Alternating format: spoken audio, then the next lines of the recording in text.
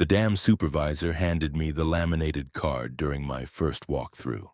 His name was Holloway, 58, with hands that never stopped moving, checking gauges, tapping dials, straightening already straight clipboards. "Read it tonight," he said. "All of it, before your first solo shift." The card was warm from his pocket. I held it while he showed me the monitoring station, the turbine readouts, the radio protocols. The control room sat in the dam's east shoulder, 30 feet above the spillway. Through the reinforced windows, I could see the reservoir stretching north, black water under an October sky. I needed this job. My father had worked here for 16 years before the accident, and the company owed his family something, or felt like they did.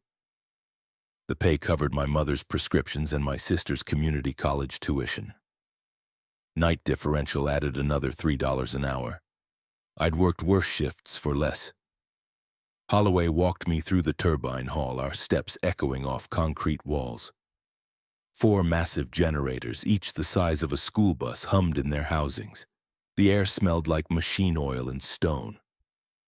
He showed me the auxiliary corridors, the supply lockers, the backup panel room, then the basement access, a steel door marked "Authorized personnel only." "You won't need to go down there," Holloway said. "Maintenance handles everything below level B. Your station's all monitoring and communication. You watch, you log, you report. That's the job." He gave me a key ring with 12 keys, color-coded tags matching locks throughout the facility. Red for the main entrance, blue for the control room, green for supply, yellow for emergency exits. The others he didn't explain. We returned to the control room. He poured coffee from a thermos and gestured at the chair before the monitoring console. 42 screens arranged in 3 tiers, showing reservoir levels, turbine speeds, spillway gates, pressure readings, temperature gradients. A headset hung on a hook beside a logbook thick with entries in different hands. "The overnight operator works alone," Holloway said. "Day shift is 2 people, but after 10 p.m. it's just you until 6 a.m. Budget cuts. You'll have dispatch on Channel 4 if anything critical happens, but mostly you're autonomous." He tapped the laminated card still in my hand. "The rules aren't suggestions, they're protocols developed over 40 years of operation. Some of them won't make sense right away.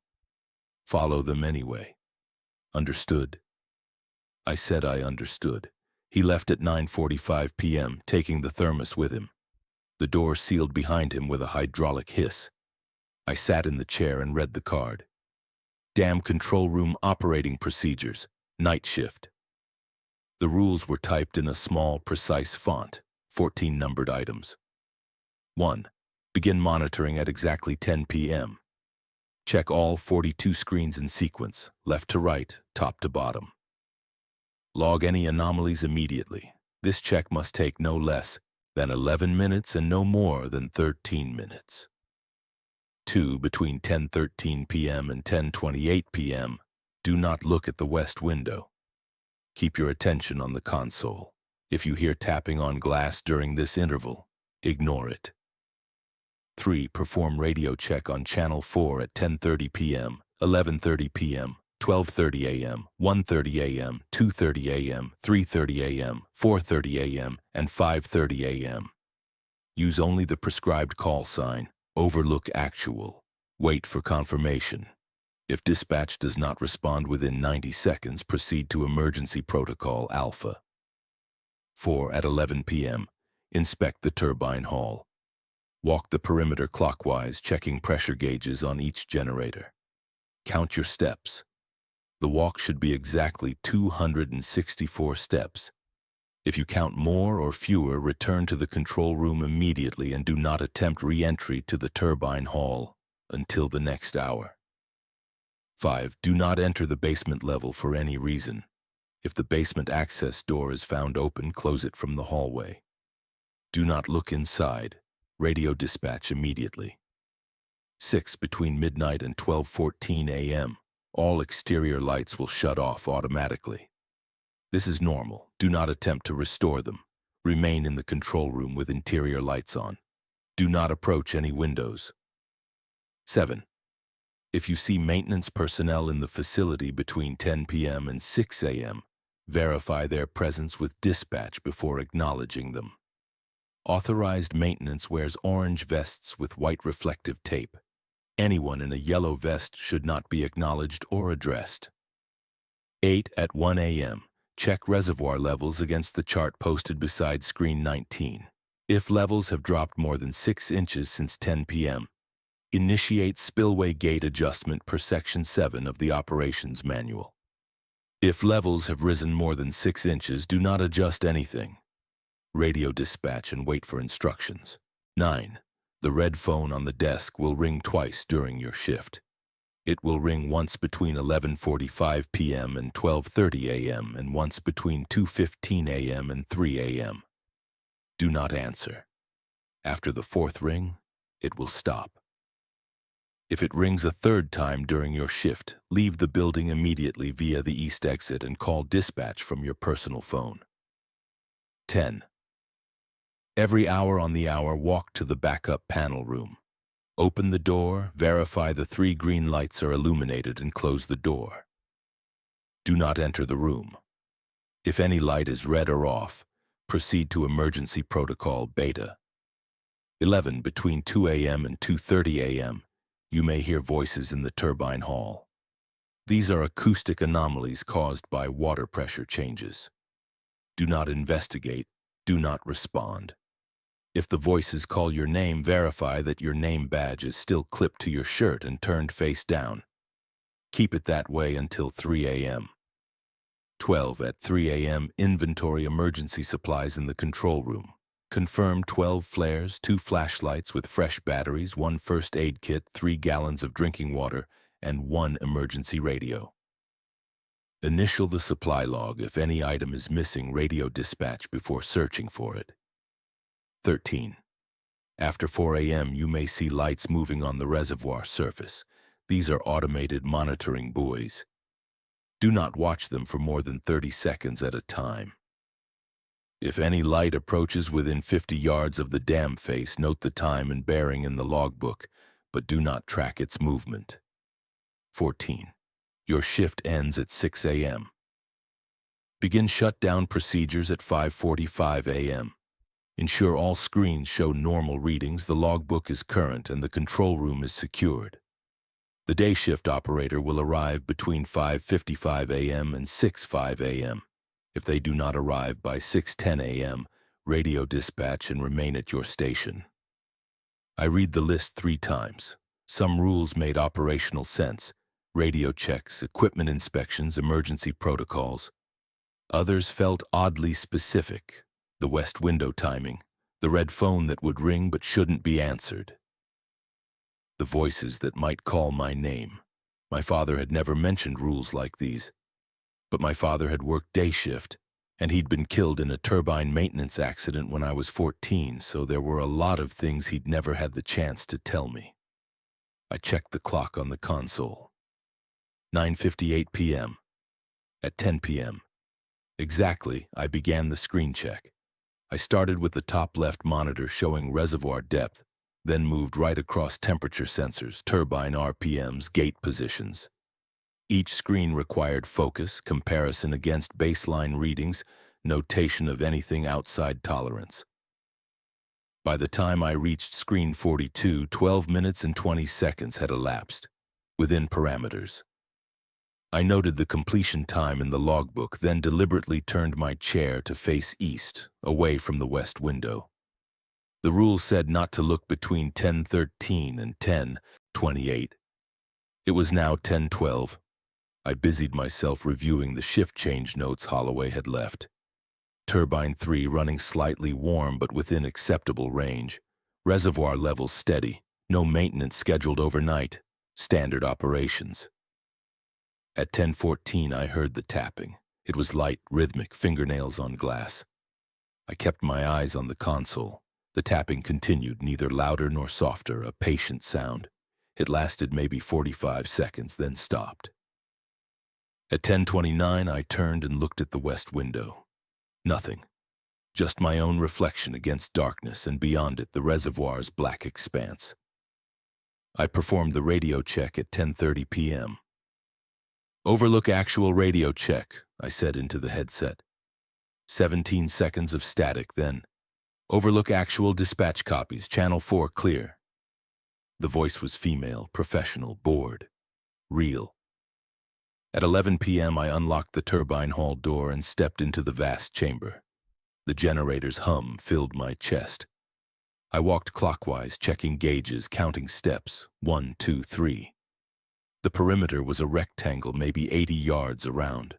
47, 48.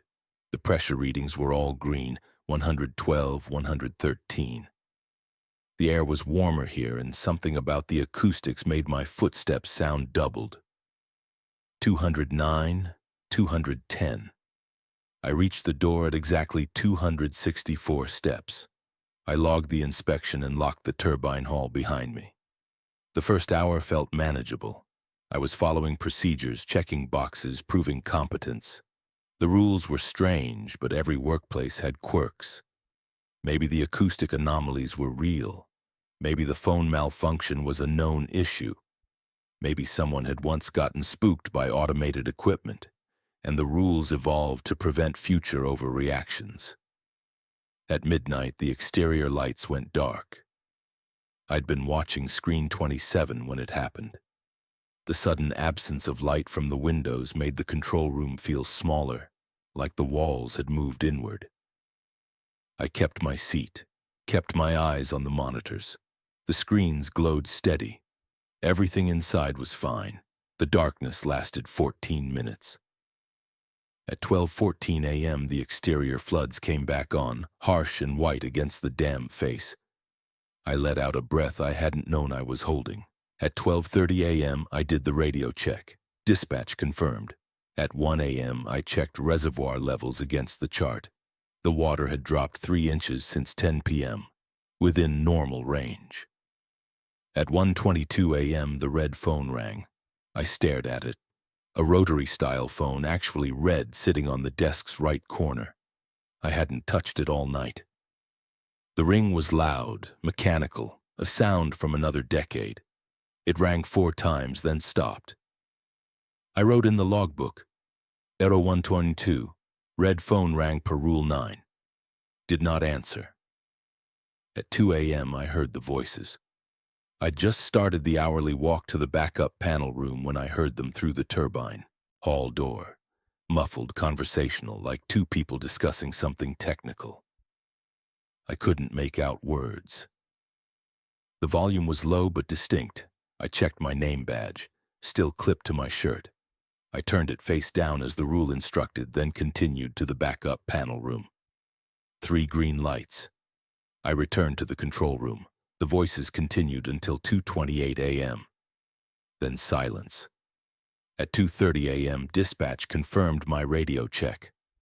At 2:41 a.m., the red phone rang again. 4 rings. Silence.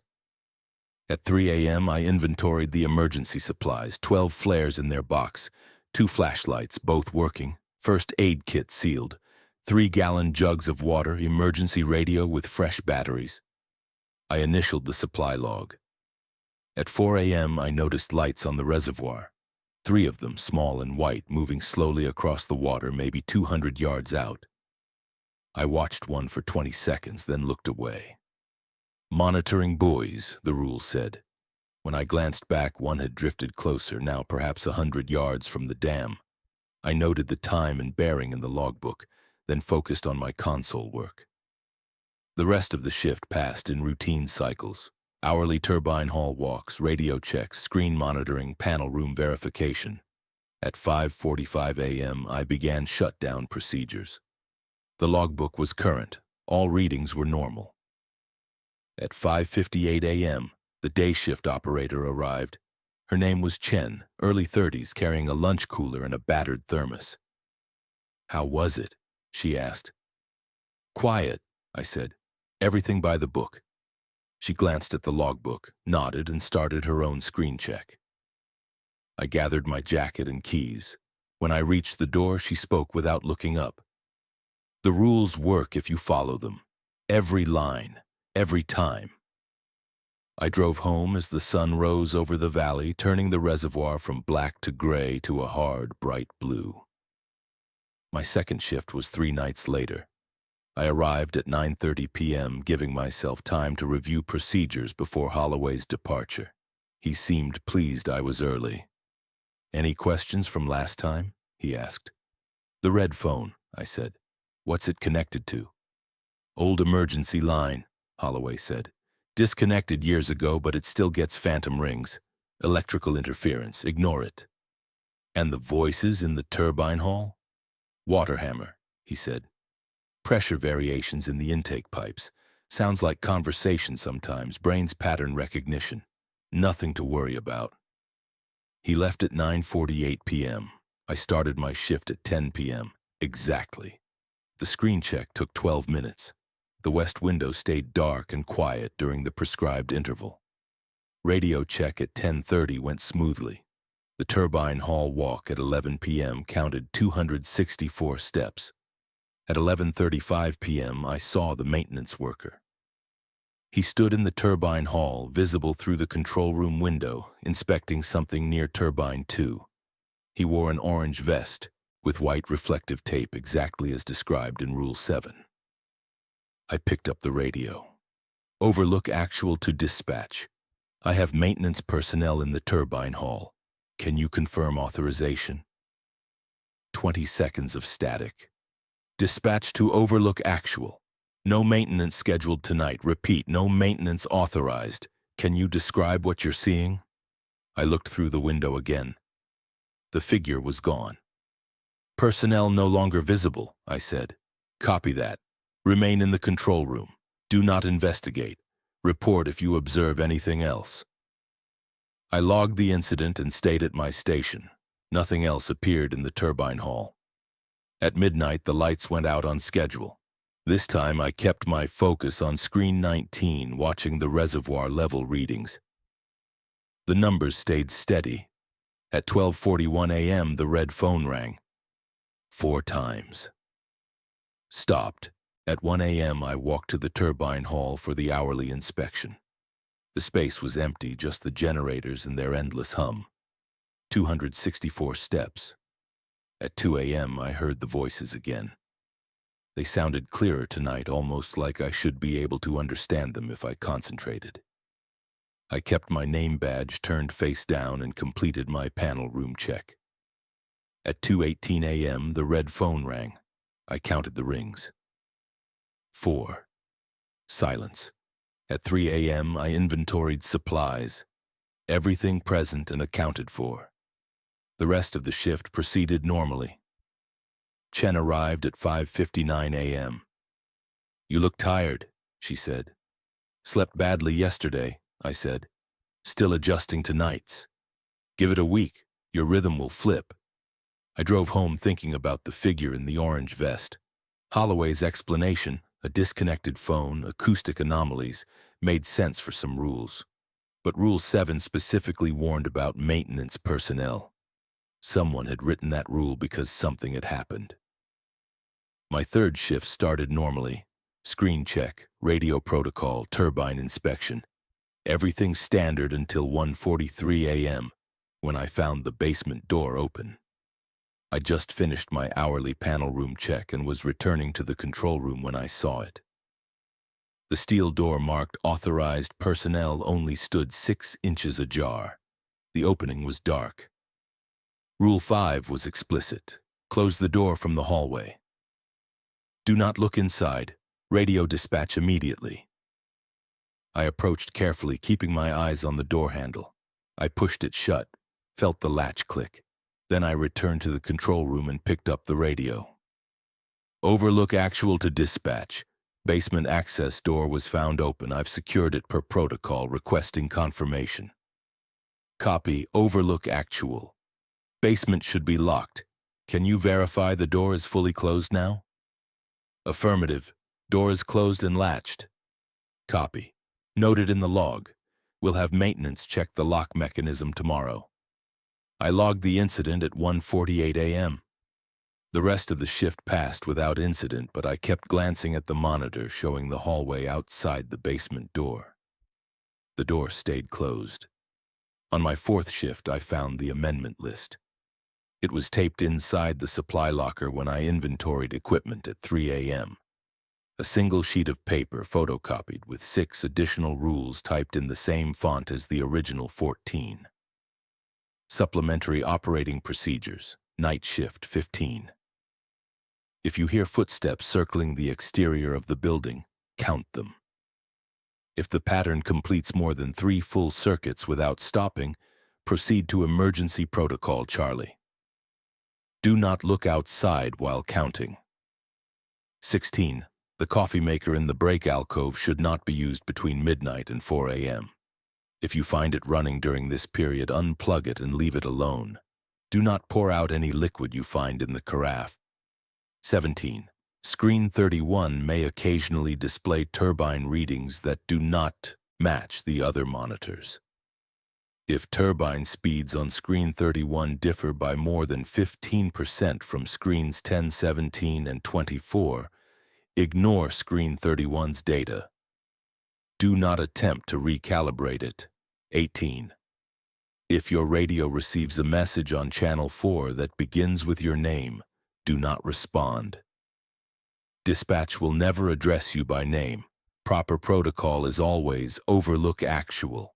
If this occurs, wait 15 minutes, then perform a standard radio check.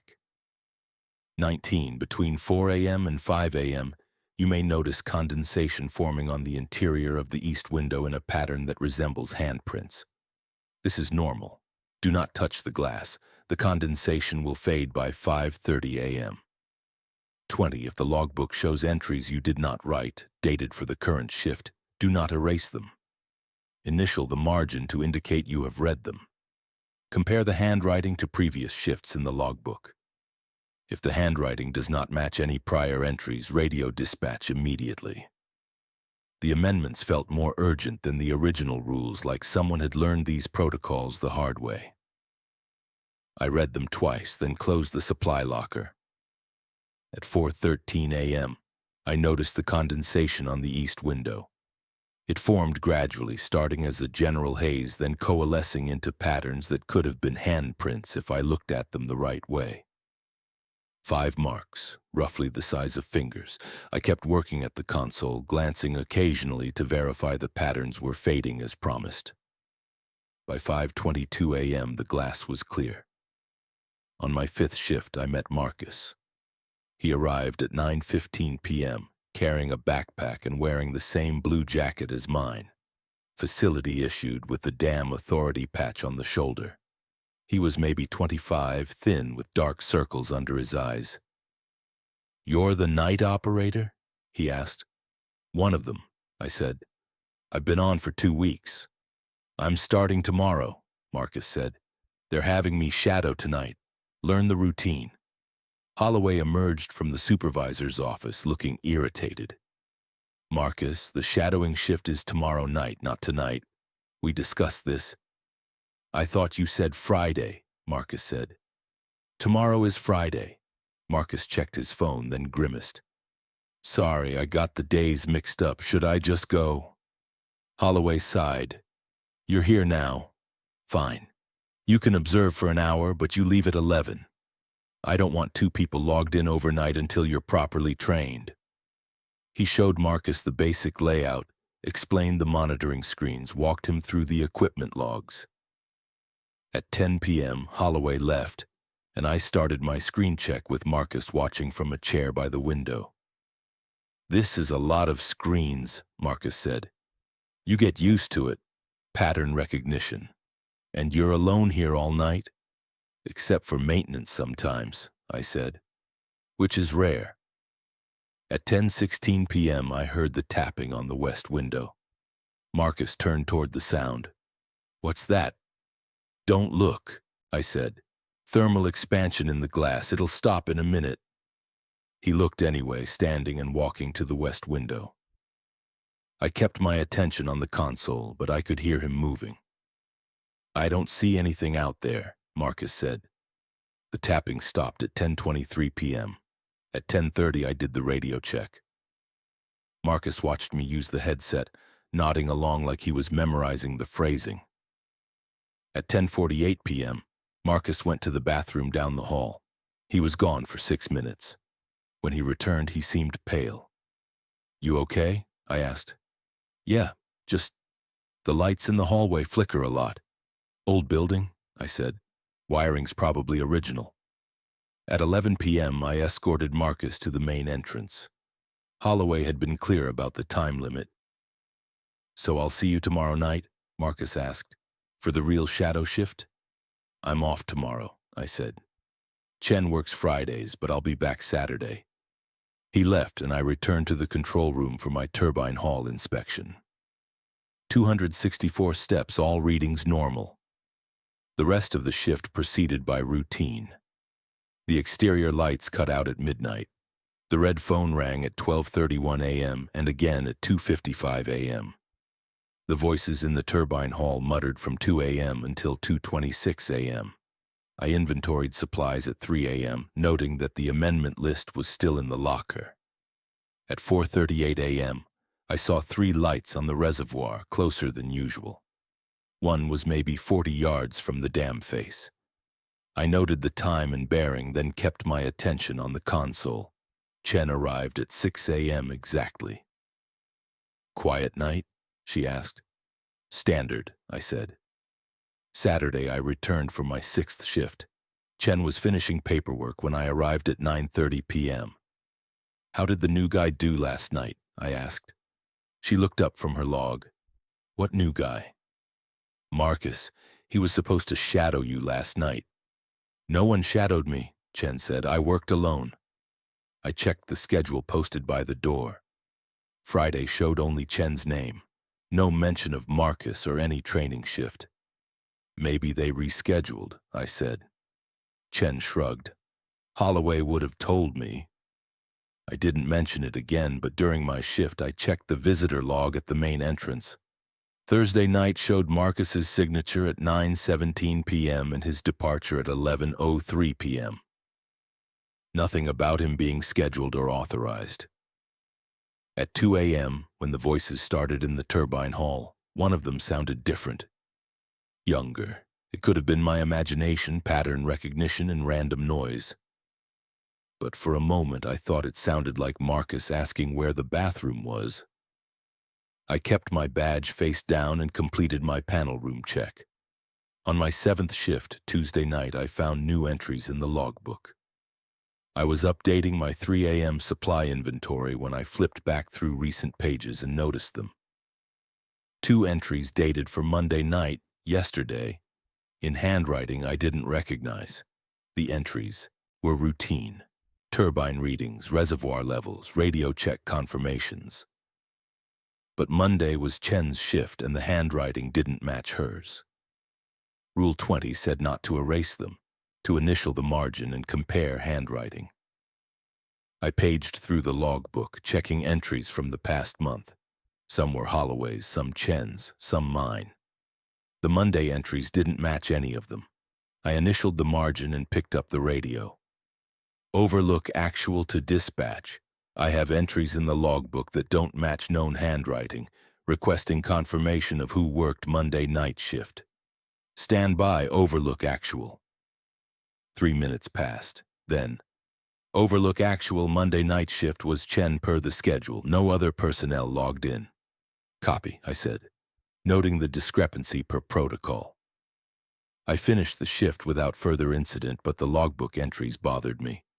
Someone had been in the control room Monday night.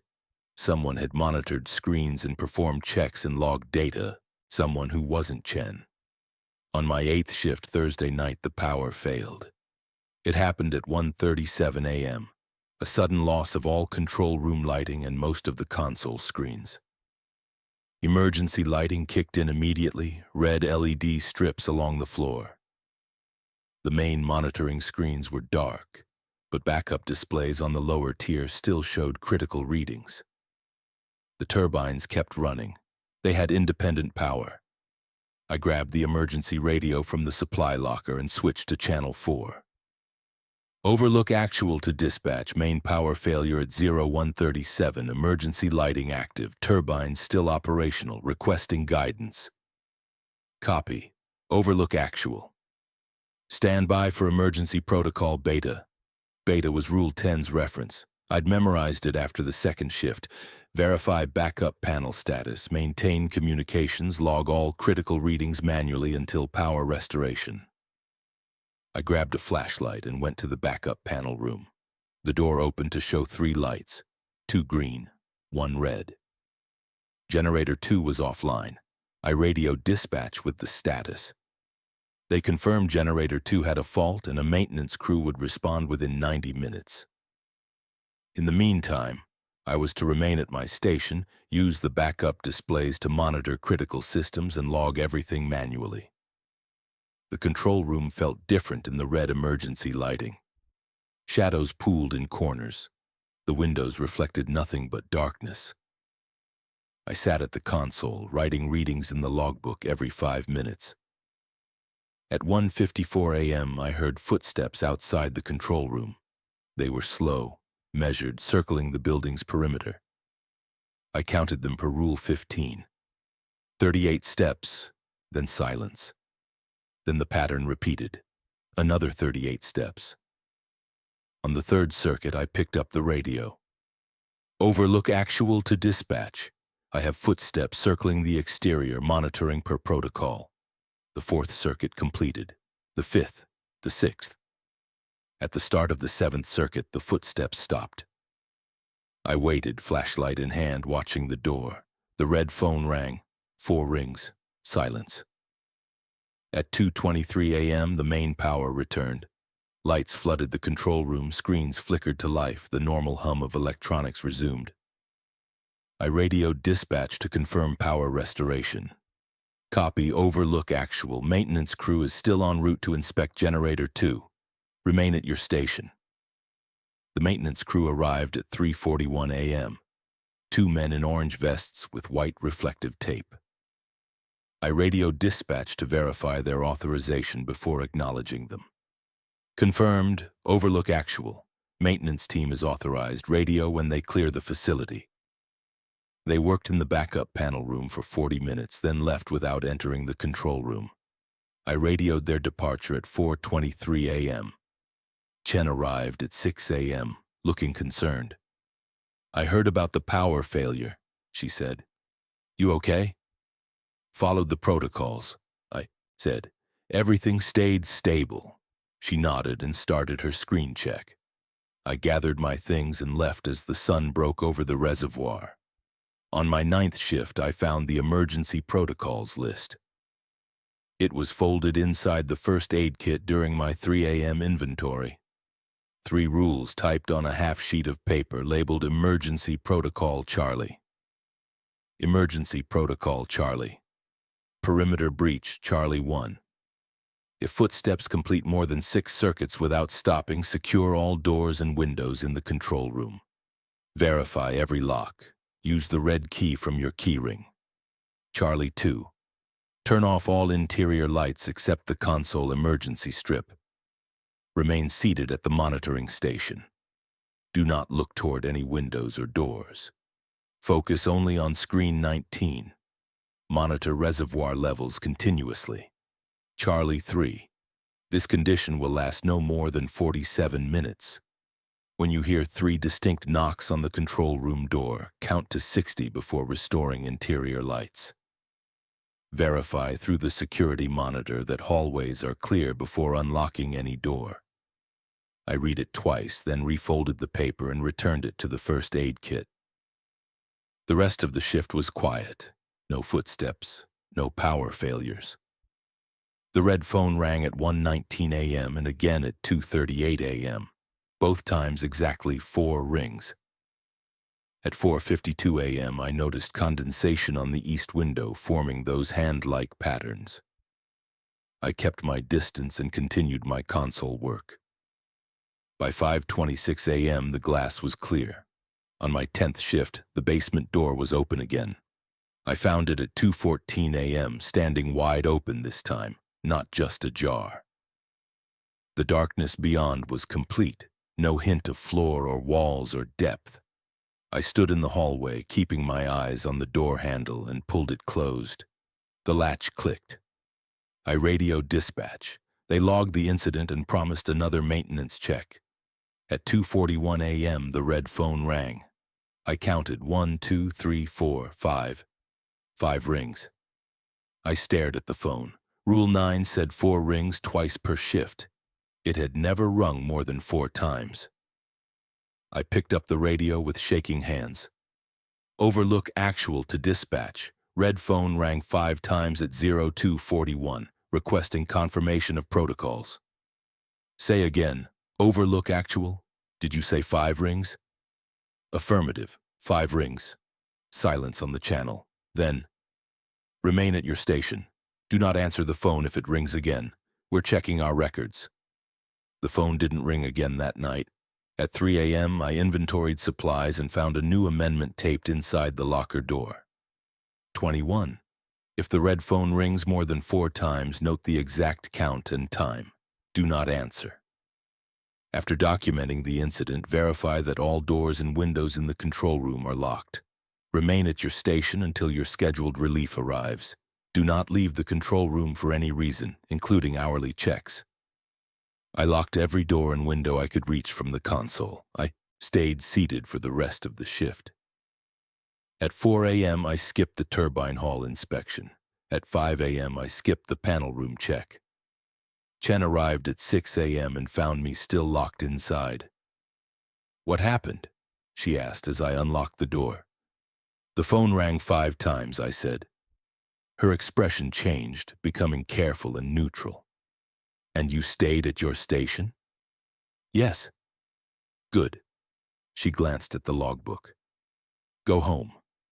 Rest." I drove home in sunlight that felt too bright, like it was exposing something that should have stayed hidden. My 11th shift was Saturday night. I arrived to find Holloway waiting in the control room, which was unusual. He was reading the logbook, his face creased with concentration. "The red phone," he said when I entered. "Thursday night. You logged 5 rings." "Yes." "And you stayed at your station afterward." "Yes." He closed the logbook. "That's the correct protocol. The situation resolved?" "I assume so. I'm here." "Good." He stood and moved toward the door. "The rules exist for a reason, every single one. People forget that. They think some are more important than others, or they can skip the ones that seem arbitrary. But every rule is there because something specific happened. Do you understand?" "Yes." "Follow them exactly. Don't improvise. Don't assume you know better." He paused at the door. "Your father understood that. He was a good operator." After he left, I sat alone with that statement. My father had worked day shift. The rules I'd been given were specifically for night operations. But maybe there had been other rules, other procedures he'd followed that I'd never known about. I started my shift at 10 p.m. The screen check took 12 minutes and 8 seconds. The west window stayed quiet. Radio check at 10:30 confirmed normally. At 11 p.m., I walked the turbine hall, 264 steps. But when I reached the door, I noticed something, a smell, faint but distinct. Salt air like the ocean, which made no sense this far inland. I returned to the control room and logged the turbine inspection. At midnight, the exterior lights cut out on schedule. At 12:48 a.m., the red phone rang. I counted the rings. 4. Normal. At 1 a.m., I inspected the turbine hall again. The salt smell was stronger. I counted my steps carefully, 262. I stopped. The rule was explicit, exactly 264 steps. If the count was wrong, return to the control room immediately and do not re-enter until the next hour. I backed out of the turbine hall, locked the door, and logged the discrepancy. At 2 a.m., I tried again. 261 steps. Something had changed. The turbine hall's geometry was wrong, shrinking by a step or two each hour. I stayed in the control room. At 2 a.m., the voices started. They were louder tonight, more distinct. I heard fragments. Pressure differential. Check the seals. Reservoir levels rising. I kept my badge face down and monitored the screens. Reservoir levels were stable. All seals showed green. At 2:37 a.m., the red phone rang. 5 times. I logged it immediately, then verified every lock. The amendment list had been clear. Stay at your station. No hourly checks. At 3 a.m., I skipped the supply inventory. At 4 a.m., I skipped the panel room check. I stayed seated, watching screen 19, monitoring reservoir levels that never wavered. At 4:43 a.m., I heard footsteps outside. They circled once, twice, 3 times. I picked up the radio. Overlook actual to dispatch, footsteps circling exterior, beginning count per protocol. Copy, overlook actual, keep us updated. 4 circuits, 5, 6. The footsteps were perfectly regular, neither speeding up nor slowing down. At the start of the 7th circuit, I put down the radio and pulled out my key ring, the red key. I'd never used it before. I moved quickly, checking every lock in the control room. Door locked, then locked again with the red key. East window latched. West window latched. North window latched. The south wall was solid concrete. 7 circuits completed. 8, 9. I turned off all interior lights except the emergency strip beneath the console. The room fell into near darkness, lit only by the pale green glow of the backup lighting and the screen's cold illumination. I sat at the monitoring station and focused on screen 19. Reservoir level 847.3 feet unchanged. The footsteps continued. 10 circuits, 11, 12. I kept my eyes on screen 19. The numbers didn't waver. 847.3 feet. The reservoir was stable, had been stable all night. I focused on those numbers like they were the only real thing in the world. 15 circuits, 20. My hands gripped the armrests of my chair. The footsteps stopped. I counted in my head, trying to track time. How long since they'd stopped? 2 minutes? 5? The emergency protocol said 47 minutes maximum. I had no way to check the time without looking away from screen 19. The silence stretched. I kept my eyes on the screen. 847.3 feet. Then I heard 3 distinct knocks on the control room door. I began counting. 1, 2, 3, 4. The seconds felt elastic, stretching and compressing. 27, 28. I kept my breathing steady. 45, 46, 58, 59, 60. I reached up and flipped the light switches. The fluorescent panels flickered to life, flooding the control room with white light. I blinked against the brightness, then checked the security monitor showing the hallway. Empty. I radioed dispatch. Overlook actual. Emergency protocol Charlie completed. Facility status normal. Copy that. Overlook actual. Are you secure? Affirmative. All clear. Good work. Log it and continue normal operations. I logged the incident. Footsteps counted to 23 circuits. Protocol Charlie initiated at approximately 4:46 a.m., concluded at approximately 5:33 a.m. Chen arrived at 6 a.m. She read the log entry without comment, then looked at me. You should take a day off, she said. I'm fine. You look like you haven't slept in a week. I sleep during the day, it's fine. She didn't argue, just started her screen check. I left feeling her eyes on my back. My 12th shift started normally, but I was exhausted. I'd slept maybe 4 hours during the day, plagued by dreams of footsteps and ringing phones and hallways that stretched longer with each step. At 10 p.m., I began the screen check. It took 13 minutes and 42 seconds, too long. At 10:14 p.m., I heard the tapping on the west window. Louder than usual, more insistent. I kept my attention on the console, but my hands trembled on the keyboard. At 10:30 p.m., the radio check took 3 attempts before dispatch responded. At 11 p.m., I walked to the turbine hall. The salt smell was overwhelming now, thick and wrong. I opened the door and started counting. 20 steps in, I stopped.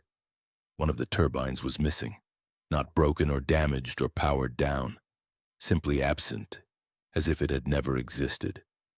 Where turbine 3 should have been was empty floor, the concrete smooth and unmarked. The other 3 turbines hummed normally, their housings identical to memory, but the space for the 4th was just empty. I backed out immediately and returned to the control room.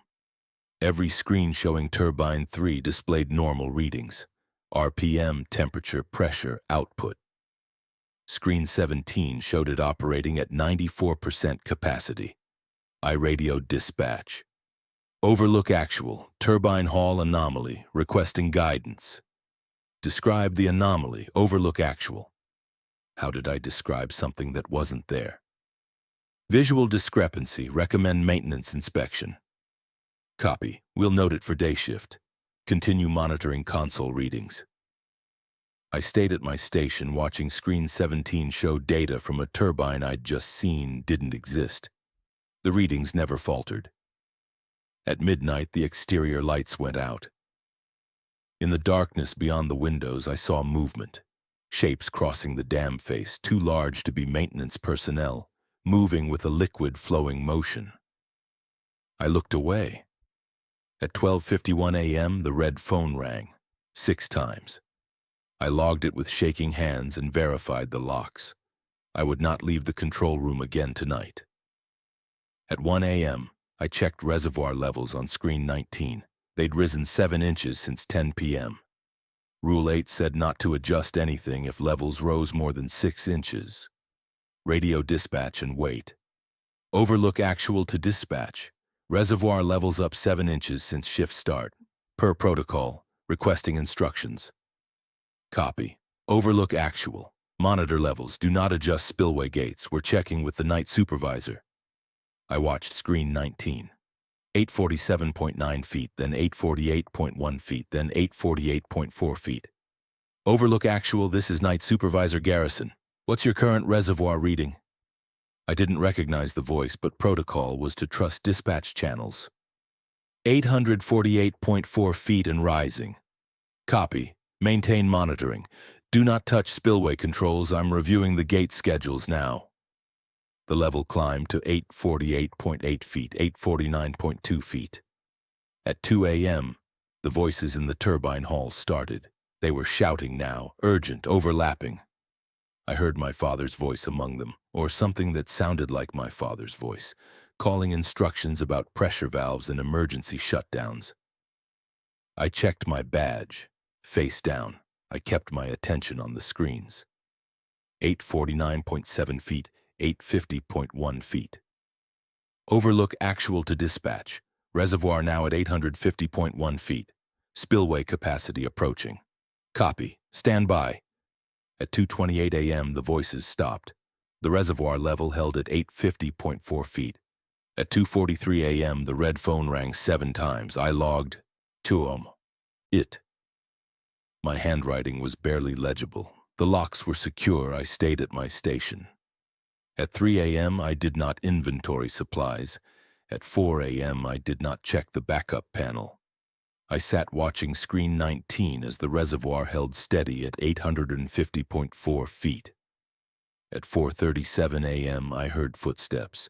They circled once, twice, 3 times, 4 times, 5 times, 6 times. On the 7th circuit, I heard the control room door rattle, testing the lock. I'd already secured everything. The red key had been turned. I kept my eyes on screen 19. 7 circuits. 8, 9. The door rattled again. 10, 11, 12. I turned off the interior lights, leaving only the console strip. The screens glowed in the darkness. 15 circuits. 20, 25. The door rattled continuously now, a steady metallic vibration. I kept my eyes on screen 19. 854 feet stable. At some point, the rattling stopped. At some point, I heard 3 knocks. I counted to 60 in a darkness that felt alive and watching. When I restored the lights, the security monitor showed the hallway empty. The reservoir level had dropped to 847.8 feet. Chen arrived at 6 a.m. and found me still at the console, my eyes locked on screen 19. "You need to go home," she said. "I'm finishing my shift." "Your shift ended. It's 6:07. I've been standing here for 2 minutes. I looked at the clock. She was right. I'd lost time somewhere in the count. "Go home," Chen said. "Sleep. Don't come back tonight." "I'm scheduled." "Marcus is taking your shift. He finished training." I stood on legs that felt unsteady. "Marcus? He starts tonight. Go home." I gathered my things and left. In the parking lot, I sat in my car for 10 minutes before I could trust my hands to drive. At home, I couldn't sleep.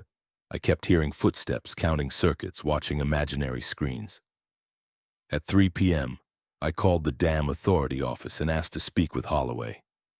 "He's in a meeting," the receptionist said. "Can I take a message?" "This is about Marcus, the new night operator. I need to verify he's properly trained." "Marcus? Hold on." Keys clicked. "We don't have anyone named Marcus in the system. Are you sure you have the right facility?" "He shadowed me 2 weeks ago. He was here." "Let me check the visitor logs." More clicking. "We have a Marcus Holloway who signed in on the 23rd, but that was the supervisor's nephew, just visiting. He's not an employee." I thanked her and hung up. Then I called Chen directly. "Who's covering my shift tonight?" I asked when she answered. "You are," Chen said. "What are you talking about? I said you looked tired, but I didn't say not to come in. We're short-staffed." "You said Marcus was trained." "Who's Marcus?" I drove to the dam at 9 p.m. Holloway was in the supervisor's office, looking over maintenance reports.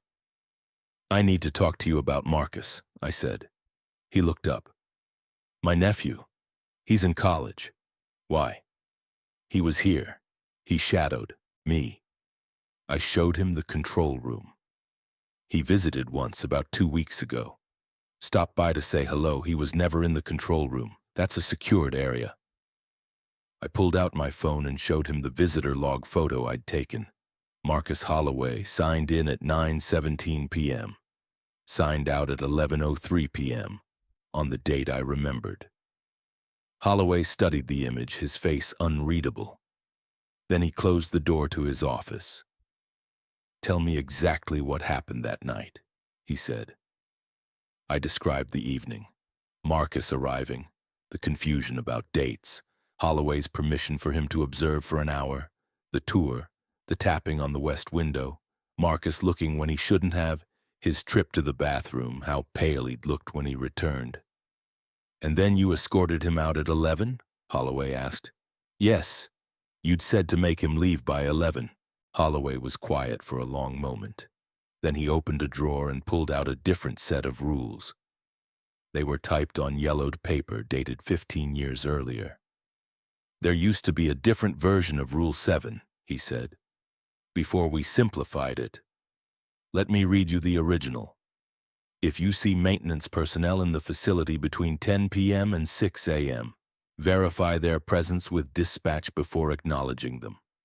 Authorized maintenance wears orange vests with white reflective tape. Anyone in a yellow vest should not be acknowledged or addressed. Anyone you have personally let into the building during your shift must be escorted out before midnight, regardless of who they claim to be or what they look like. This is not negotiable. If midnight passes while they are still in the facility, do not interact with them further. Radio dispatch immediately and follow Emergency Protocol Delta." "What's Protocol Delta?" I asked. "It doesn't matter, it was never triggered. We removed that part of the rule 10 years ago because we stopped allowing any visitors during night shifts." "Secured area protocols." He looked at me. "But you let Marcus in, or something that looked like Marcus, and then you let it leave." "It was Marcus. I saw him. My nephew was at college that night. I called him the next morning for his birthday. He was 300 miles away." Holloway put the old rules back in his drawer. "Whatever you escorted out at 11 p.m., it wasn't my nephew." I felt cold. "Then what was it?" "I don't know. I've worked here 23 years and I don't know what's in that dam after dark. I just know the rules keep us safe if we follow them." He stood. Can you work your shift tonight? I don't know. The rules work, Holloway said. I know you've had some difficult shifts. I've read the logs, but you followed the protocols and you're still here. That's what matters. I left his office and went to the control room. It was 9:42 p.m. Chen was finishing her shift, logging the final day readings. You look better, she said. I slept a little. Good. She handed me the logbook. Quiet day. Everything's nominal. After she left, I sat alone in the control room. The 42 screens glowed steadily. Through the windows, the reservoir stretched black and still under a moonless sky. At 10 p.m. exactly, I began my screen check. 12 minutes, 8 seconds, within parameters. At 10:16 p.m., I heard the tapping on the west window. I kept my attention east. The tapping continued for 11 minutes, then stopped. At 10:30 p.m., dispatch confirmed my radio check. At 11 p.m., I approached the turbine hall. The salt smell was gone. I opened the door and began counting. 1, 2, 3. All 4 turbines were present, humming in their housings. 262, 263, 264. I returned to the control room and logged the inspection. At midnight, the exterior lights went out. I kept my focus on the console. 14 minutes later, they came back on. At 12:38 a.m., the red phone rang 4 times. At 1 a.m., I checked reservoir levels, 847.2 feet, down 1 inch from shift start, normal. At 2 a.m., the voices began, quiet, conversational, discussing technical matters I couldn't quite hear. I kept my badge face down and completed my panel room check. 3 green lights. At 2:49 a.m., the red phone rang 4 times. At 3 a.m., I inventoried emergency supplies, 12 flares, 2 flashlights, first aid kit, 3 gallons of water, emergency radio. I initialed the supply log. At 4 a.m., I checked the backup panel, 3 green lights. At 4:22 a.m., I saw lights on the reservoir, 3 of them distant, moving slowly. I noted the time and bearing, then focused on my console work. At 5 a.m., I checked the panel again, 3 green lights. At 5:45 a.m., I began shutdown procedures. The logbook was current. All readings were normal. I had followed every rule exactly. Chen arrived at 5:57 a.m. How was it? She asked. Quiet, I said. Standard. She nodded and began her screen check. I gathered my jacket and keys. When I reached the door, I turned back. Chen, how long have you worked nights here? 4 years. Have you ever broken a rule? She kept her eyes on the screens. Once, my first month. I looked at the west window during the forbidden interval. What did you see? Nothing, she said. But the next night, the tapping lasted 3 hours, and the night after that, someone I'd never seen was standing in the turbine hall wearing my face. After that, I followed every rule exactly. No exceptions, no improvisation. I drove home as dawn broke over the valley. The reservoir gleamed in the early light, peaceful and still, holding its secrets beneath the water. That night, I returned for my 14th shift. I would return for many shifts after that. Weeks, then months, then years of nights watching screens and counting steps and following rules I didn't fully understand. I learned every protocol, every amendment, every emergency procedure. I memorized the exact phrasing of radio calls and the precise timing of panel checks. I counted footsteps and ignored voices and never ever answered the red phone. And eventually, on a night years later, I sat across from a new hire and handed them a laminated card, warm from my pocket. Read it tonight, I said. All of it, before your first solo shift. They held the card and asked, "What's with all the rules?" I looked through the control room windows at the reservoir, black and still under a moonless sky, and gave them the only answer that mattered. They work if you follow them. Every line, every time. I sat across from the new hire and handed them the laminated card warm from my pocket. "Read it tonight," I said. "All of it, before your first solo shift." They held the card and asked, "What's with all the rules?" Looked through the control room windows at the reservoir, black and still under a moonless sky, and gave them the only answer that mattered. "They work if you follow them, every line, every time." The new hire's name was Sarah. She was 26, recently certified in hydroelectric operations, and she needed the night differential to pay off student loans. I recognized the financial desperation in her eyes, the same look I'd had 5 years ago when I'd first taken this job. "I've worked night shifts before," Sarah said, studying the laminated card, "at a water treatment plant. We had safety protocols, but nothing like this." "This isn't a safety protocol," I said. "Not exactly." "Then what is it?" I checked the wall clock. 9:48 p.m. I had 12 minutes before my shift started, 12 minutes to explain something that couldn't really be explained. "The dam is old," I said. 73 years. The original construction crews hit problems. Unexpected geology, water intrusions, surveying errors that didn't make sense. They finished it anyway because they had deadlines and budgets. But something about the site was wrong from the beginning. Sarah glanced at the windows. "Wrong how?" "The kind of wrong that doesn't show up in engineering reports.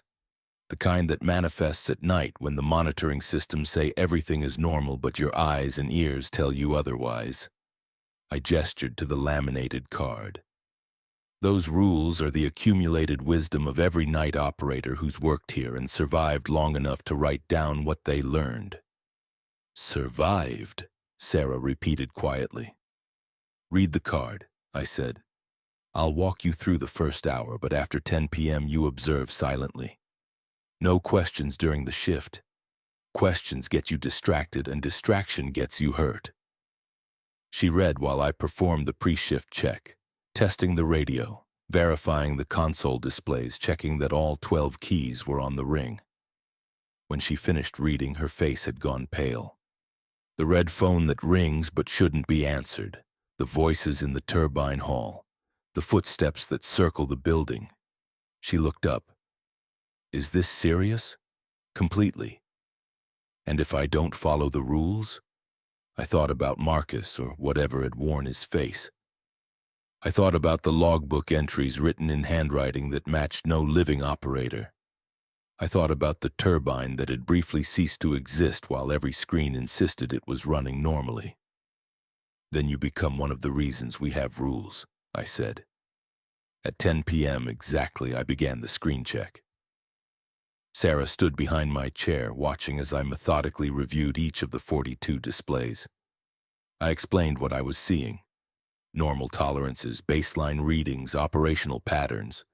But I was also demonstrating the rhythm of it, the way attention had to move systematically without rushing or lingering. 12 minutes minimum," I said.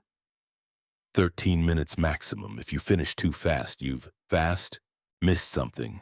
If you take too long, you're overthinking it or you got distracted." The check took 12 minutes and 34 seconds.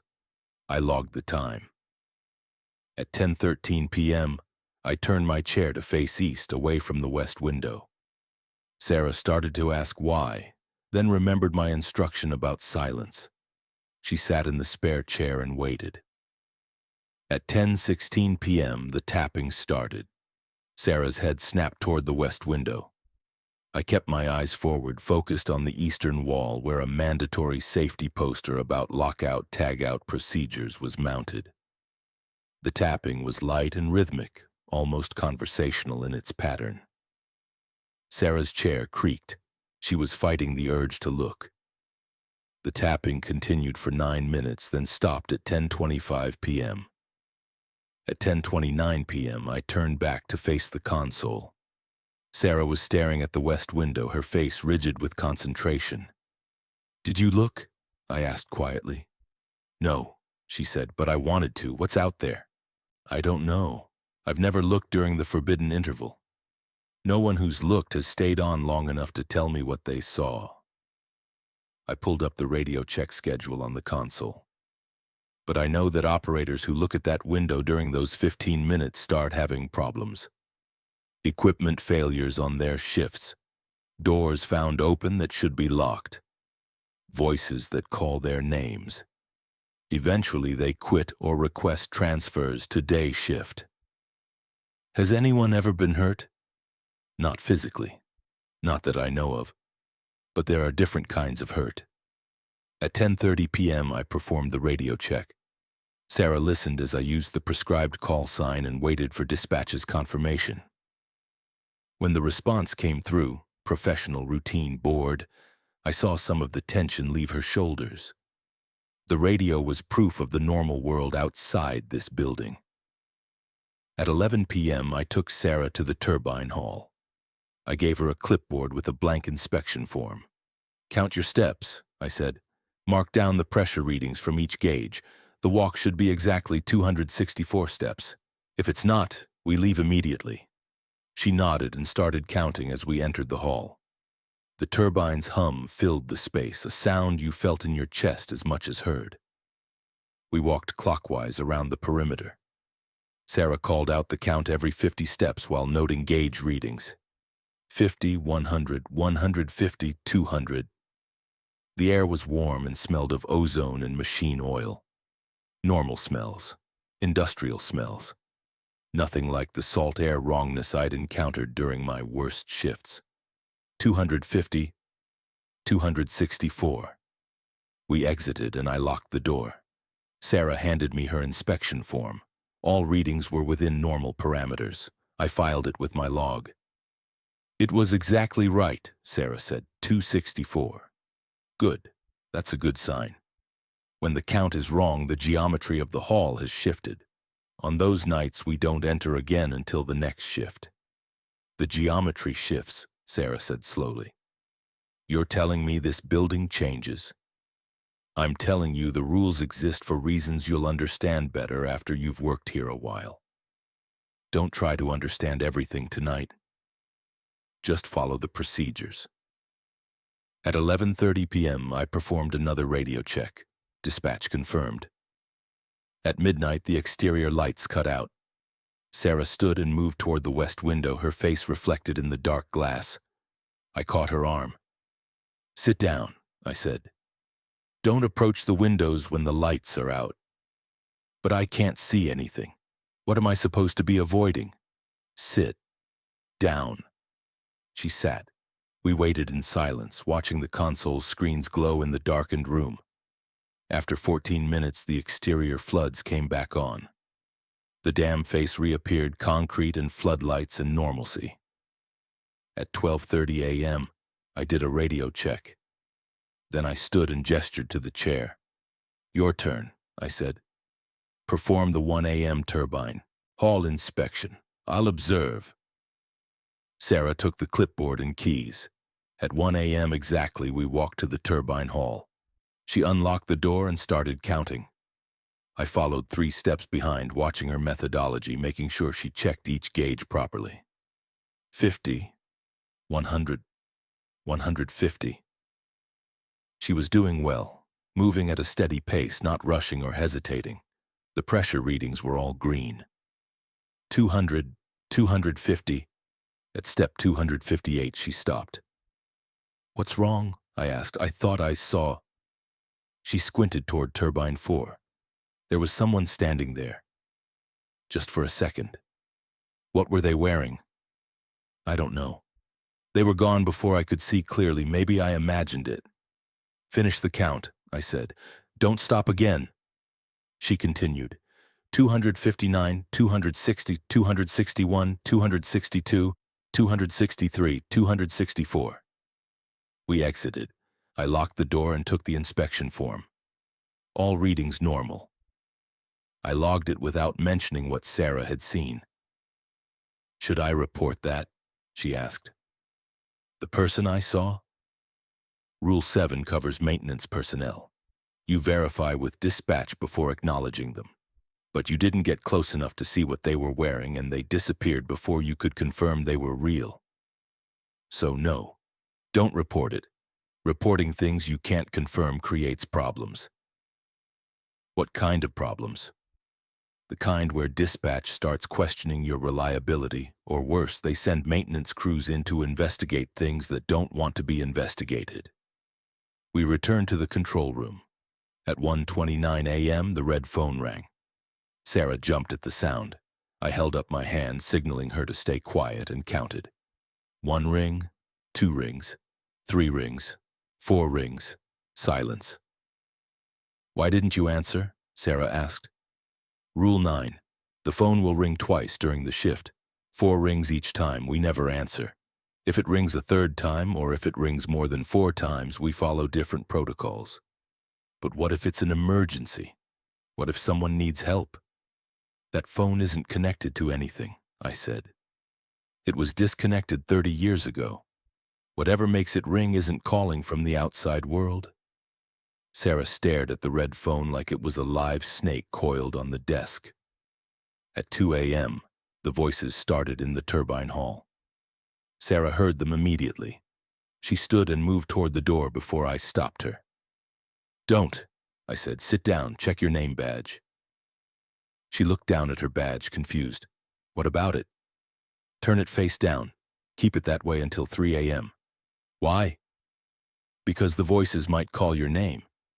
If they do and your badge is visible, something happens. I don't know what, but the rule is clear."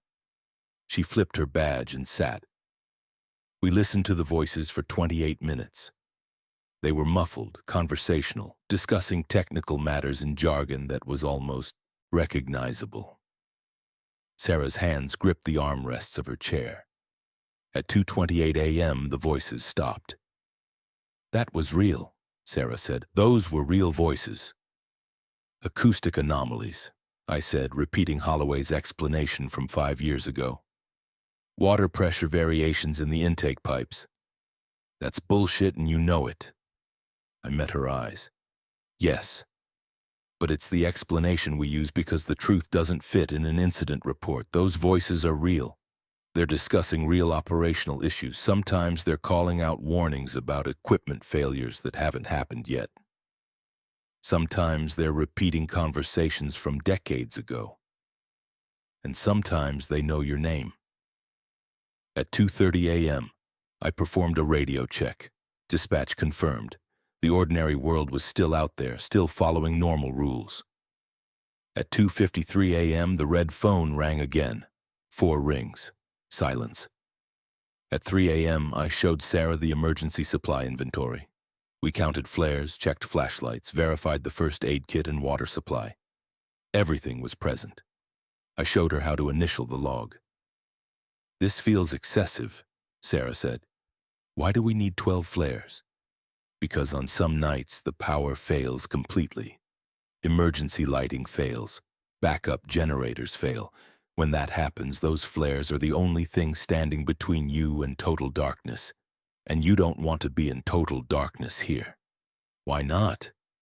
"Because darkness is when the rules stop being enough, when you need the emergency protocols." I pulled out my wallet and extracted a folded piece of paper worn soft from 5 years of carrying. The emergency protocol Charlie instructions I'd found in the first aid kit during my 9th shift. I'd copied them by hand and kept them close. "Memorize these," I said, handing her the paper. "If you ever need them, you won't have time to read carefully." Sarah read the 3 rules of protocol, Charlie, her face growing more pale with each line. 47 minutes, she said. "Locked in darkness with something circling outside. It doesn't happen often. I've only triggered Charlie twice in 5 years, but when it happens, these rules are the only thing that works." At 4 a.m., I completed the backup panel check. 3 green lights. At 4:37 a.m., I noticed lights on the reservoir.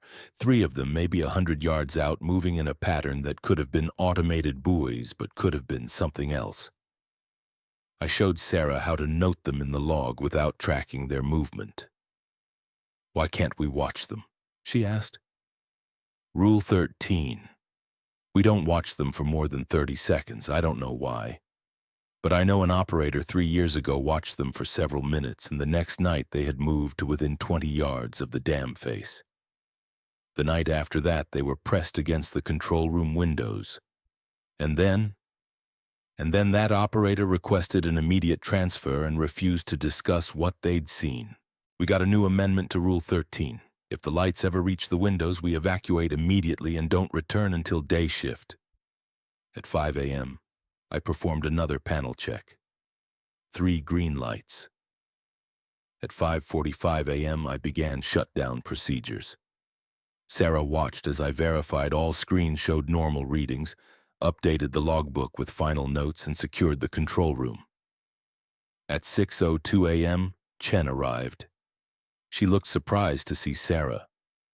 "Shadow shift?" Chen asked me. "First night," I said. "She did well." Chen nodded and began her screen check. Sarah and I gathered our things and walked out together. In the parking lot, the sun was rising over the valley, turning the reservoir from black to gray to blue. "I don't know if I can do this," Sarah said. "You don't have to decide tonight. Go home, sleep, think about it. If you come back tomorrow, I'll walk you through another shift. After 3 shadows, you'll go solo. What if I make a mistake? What if I forget a rule? Then you'll learn why the rule exists, and if you're lucky, you'll survive long enough to write it down for the next person." I unlocked my car. But most people don't make mistakes. Most people follow the rules exactly because the alternative is worse. Sarah was quiet for a moment, looking back at the dam's concrete face, massive and ancient in the morning light. Has anyone ever tried to figure out what's really going on? Investigated it properly? The company sent a paranormal research team in the 80s. 3 people, lots of equipment, full access for a week. They documented everything, took readings, interviewed operators.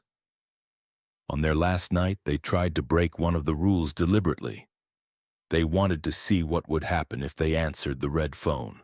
And 2 of them quit the investigation immediately and refused to discuss it. The third one wrote a report recommending the dam be permanently shut down and the reservoir drained. The company classified the report and fired everyone involved. After that, they stopped investigating and just maintained the rules. That's insane. That's pragmatic. The dam provides power to 40,000 homes. The economic impact of shutting it down would be massive. So they keep it running, and they keep the rules, and they hire people like us who need the money enough to live with the weirdness. Sarah got in her car but didn't start it. I could see her processing everything, weighing the student loan debt against the supernatural horror, running the calculus of desperation. I'd done the same calculation 5 years ago. Every night operator did. "I'll see you tomorrow night," she said finally. 9:30 p.m. Read the rules again before you come in. I drove home through the valley as the morning light strengthened, turning everything ordinary and safe. I thought about my first shifts, about Marcus and the missing turbine, and the night I'd counted 23 circuits of footsteps. I thought about my father, who'd worked here for 16 years, and wondered what rules he'd followed during his day shifts, what procedures he'd learned to survive this place. The dam had killed him during a maintenance accident. That was the official story. But I'd read the incident reports during my 3rd year, using my security clearance to access old files. The accident had happened at 2:37 p.m., which should have been safe. Day shift, full crew, bright sunshine.